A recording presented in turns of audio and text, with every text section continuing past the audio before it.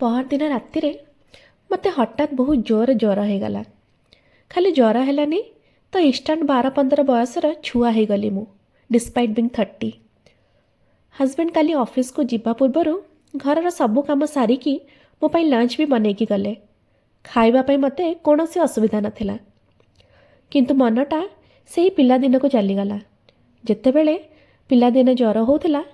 Mummy ତା କାମ ମଝିରେ ପ୍ରତି 5 ମିନିଟ୍ରେ ଆସିକି ଅନେଇ ଦେଇ ଯାଉଥିଲା। କେତେବେଳେ ଆସିକି ମୁଣ୍ଡ ଟିକେ ଆଉଁସି ଦିଏ ତ କେତେବେଳେ ଗୋଡ଼।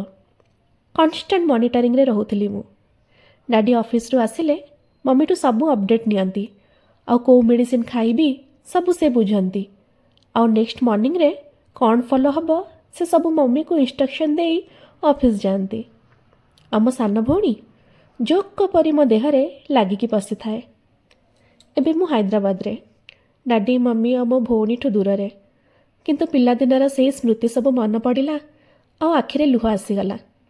ମୋତେ ଲାଗିଲା ଆଜି ବି ମନର କୌଣସି କୋଣରେ ମୁଁ ସେଇ ପିଲାଟିଏ ପରି ହେଇକି ଅଛି। ଆପଣମାନେ କୁହନ୍ତୁ ତ, ଏଇଟା କେବଳ ମୋ ସାଙ୍ଗରେ ହେଉଛି ନା ନିଜ ଲୋ ଟାଇମ୍ରେ ସମସ୍ତେ ପିଲା ମୁଡ଼କୁ ସିଫ୍ଟ କରନ୍ତି ଆଉ ନିଜ ମା ବାପାଙ୍କୁ ମିସ୍ କରନ୍ତି?